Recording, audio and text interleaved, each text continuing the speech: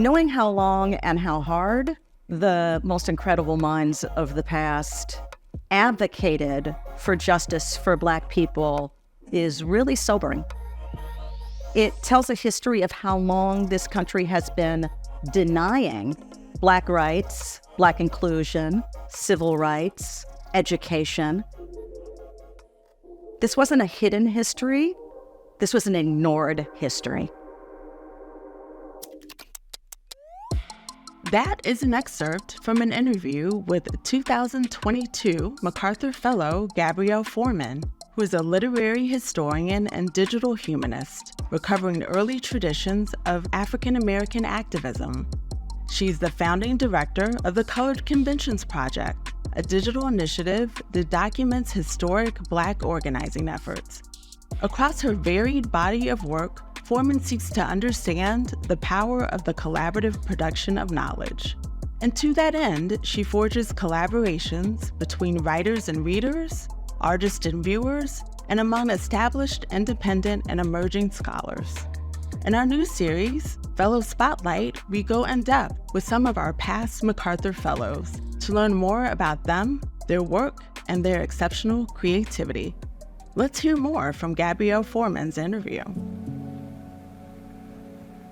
It's amazing to me when I'm talking about a panoramic history of Black organizing, how many people respond, "Why didn't I know?"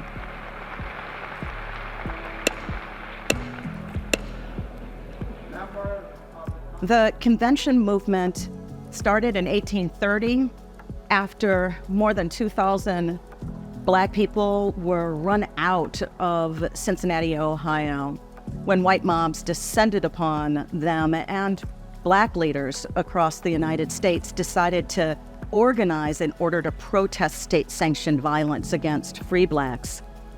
This was really important as a moment that led to a movement.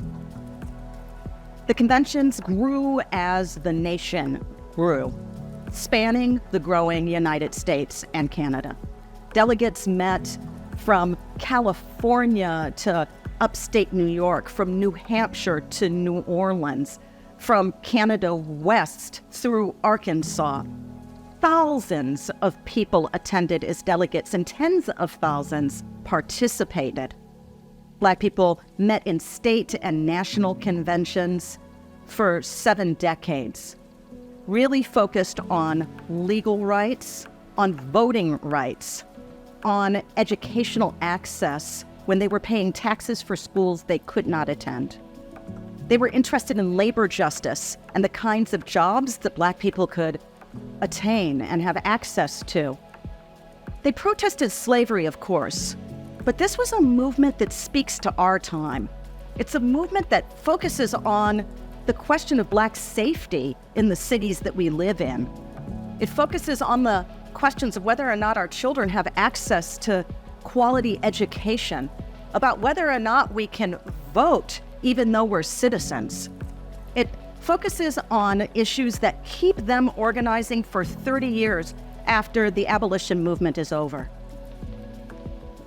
Colored conventions are the foundation of Black activism today, and they were Black-led movements. Unlike the NAACP, which was an interracial movement from the beginning, the Colored Conventions movement really tells us about an erased circuit of intellectual influence, conversation, strategy, speech-making, and institution building that has been largely erased from the public mind.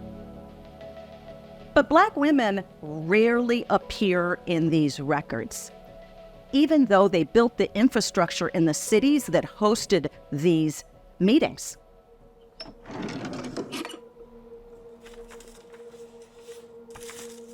My grandmother once sent me to a drawer to find something for her.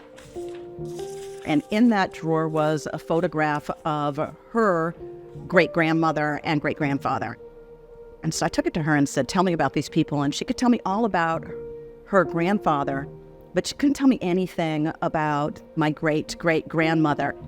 And that's when I decided I wanted to learn more about Black women like my great-grandmother and my great-great-grandmother. To find out about Black women has been so challenging. Our records have been erased. They're not preserved in archives. They're not the stories we told about the 19th century. And because the records were erased, we had a challenge about how to get access to information that's been disappeared. Finding out the larger context of Black women's stories, the fabrics, the tapestry of that life that has allowed me to do the work that I do today in formal institutions of learning, which so many generations before me were excluded from. We ensure that Black women are infused back into the history that they helped to create, even though the records of the time tend to exclude them from the building of a movement that we know and can document their involvement in. Collaboration is so important to me because I'm working to honor a movement that was about bringing collective rights as opposed to individual rights into the national fabric. I don't think you can do that alone. The Color Conventions Project, the work I do, the arc of my career, is about the intersection of scholarship and its relevance in the public square to bring freedom to Black people and to all people more generally. It brings together archivists and artists, graduate student leaders and undergraduate researchers. That brings together volunteers from across the globe to both identify the records that have been hidden and scattered in the past, and then to make them transcribable and freely accessible to large swaths of people. One of the things that is amazing about working in digital projects, and one of the things we weren't able to do just 10 years ago, is to bring people together to resurrect a history that had been buried in scattered archives, isolated, alone in repositories. One record of a colored convention, let's say in the Delaware Historical Society, amongst things that were not its first cousins or its siblings. And so it's not that the history wasn't available, it's that it was scattered. And because it was scattered, we need to enliven people all over the places where those records exist and involve them in bringing together and making accessible a history, again, that has been buried. I value the power of collectives to center collective rights.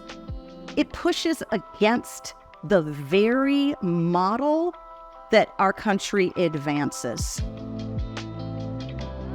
It's important to know the full, complex, diverse history of Black intellectual development, Black institutional development,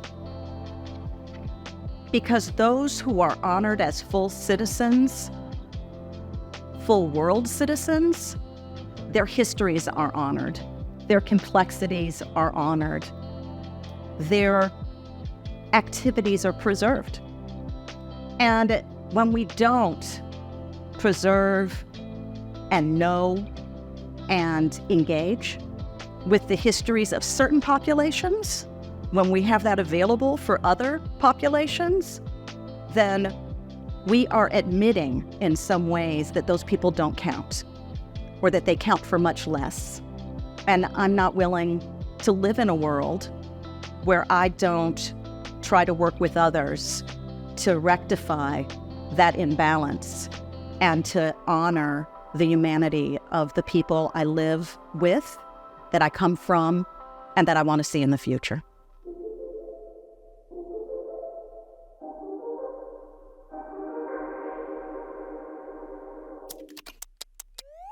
Gabrielle Foreman is currently the Paterno Family Professor of American Literature and Professor of African American Studies and History at Pennsylvania State University, where she is also the founding co-director of the Center for Black Digital Research.